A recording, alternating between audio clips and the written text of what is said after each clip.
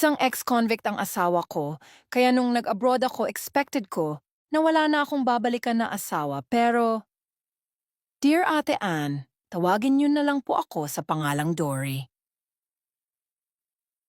Gusto ko lang i-share ang kwento ko tungkol sa asawa kong dumaan sa napakahirap na sitwasyon.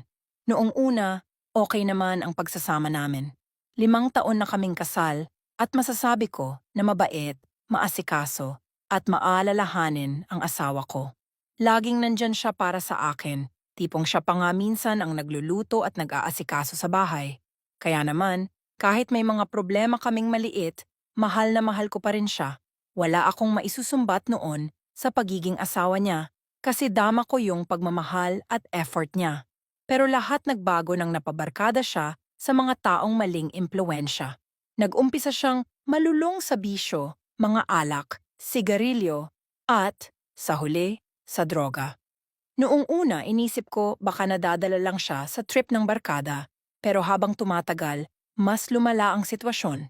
Kahit ilang beses ko siyang pakiusapan at pagsabihan, hindi siya nakikinig. Parang wala nang dating sa kanya ang mga sinasabi ko.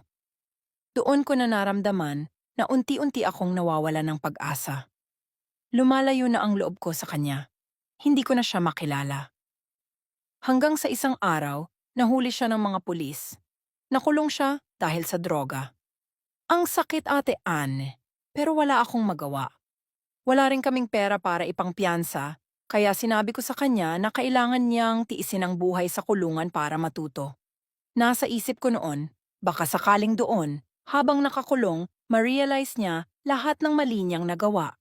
Habang nandoon siya sa loob, sobrang hirap ng buhay para sa akin. Wala nang nagbibigay ng suporta sa akin at hindi ko alam kung saan ako magsisimula ulit. Kaya naisipan kong mangibang bansa para makapag-ipon at mabuhay. Naging OFW ako. Doon sa ibang bansa, nagtrabaho ako ng ilang taon, tinitiis ang lungkot at pagod para lang makaipon ng pera.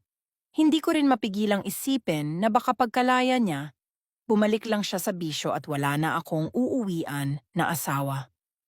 Lumipas ang ilang taon at nalaman ko na nakalaya na ang asawa ko.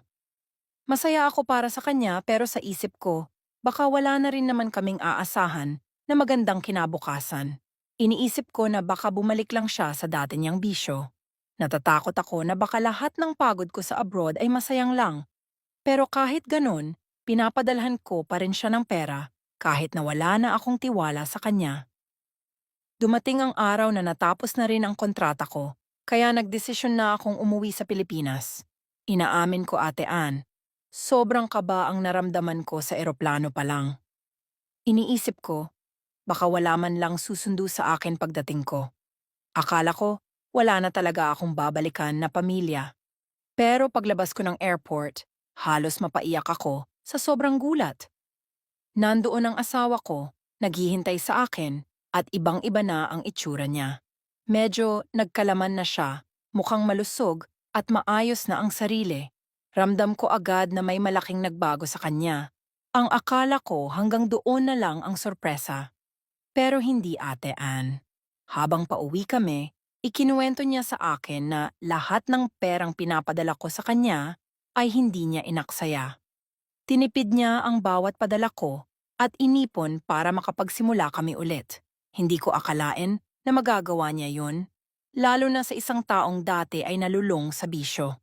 At hindi lang basta ipon ang nabuo niya, sa laki ng naipon niya at ng naipon ko sa abroad, nakapagpatayo kami agad ng isang malaking bahay. Hindi lang basta-bastang bahay, Ate Ann, kundi isang maganda at maayos na tahanan na para bang sa pelikula ko lang dati pinapangarap. Ngayon, habang iniisip ko ang lahat ng pinagdaanan namin, di ko mapigilang maiyak. Akala ko noon, wala na akong babalikan na asawa. Akala ko, wala nang pag-asa para sa kanya. Pero mali pala ako. Ang laki ng pinagbago ng asawa ko at sobrang thankful ako na hindi ko siya sinukuan. Ngayon, may bago kaming simula. Isang pamilya na masaya at puno ng pagmamahal. Hanggang dito na lang, Ate Ann.